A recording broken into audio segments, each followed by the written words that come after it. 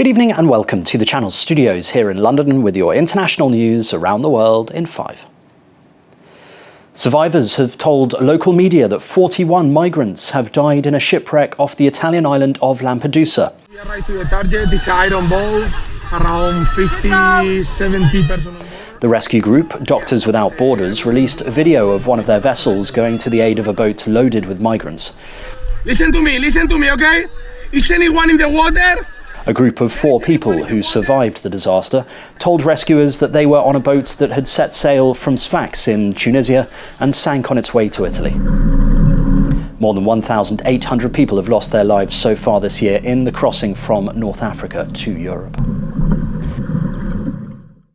9 bodies have been found and 2 more people are feared dead after a fire at a holiday home hosting people with learning disabilities in France. Another 2 are feared to have died, bringing the number to 11.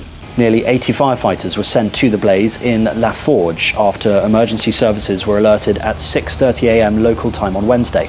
The missing people are considered potentially deceased, according to a local official. The fire has now been extinguished, but its cause is not yet clear. 17 people were evacuated from the building, while at least 1 person has had to be taken to hospital. The 8 countries that share the Amazon basin have fallen short on an agreed goal to end deforestation. Delegates from the countries are meeting in the Brazilian city of Belém for a 2-day summit on the issue. Despite the smiles, though, hopes for a united policy adopted by all 8 nations were dashed.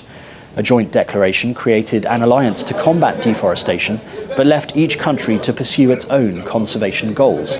Climate activists said the deal lacked concrete measures at a time when the planet is melting.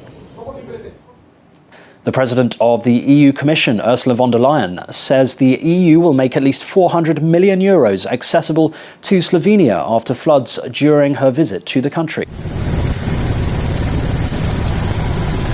Thousands of people have been evacuated from homes around northwest and central Slovenia, with the army, firefighters and rescuers trying to free others and clear the streets.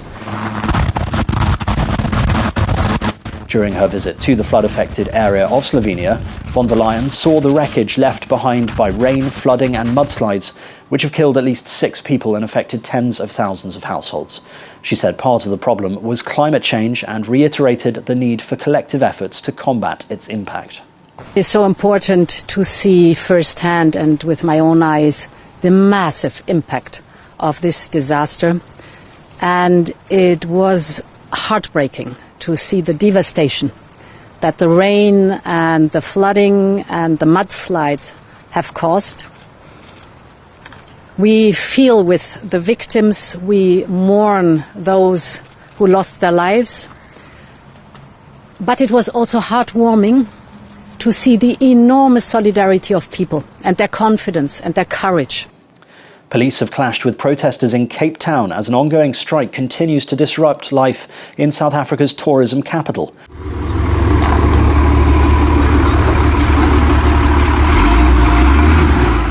Here, some residents set up barricades, many which were set alight, to prevent other residents of this township leaving. Minibus taxi operator organisations are in a deadlock with the Cape Town government after failing to resolve various grievances, including that of impounding taxis the government claims are unroadworthy. I was sitting with the house, According to a statement from the South African Ministry of Police, 5 deaths have been associated with the strikes and 120 arrests have been made. And Britain's Prince Harry has visited Japan for the first time in 4 years to attend a sports summit in Tokyo, where he expressed his love of Japanese culture. The Duke of Sussex was participating in the International Sports Promotion Society Sports Values Summit ahead of a trip to Singapore, where he will play in the Centabale ISPS Handa Polo Cup.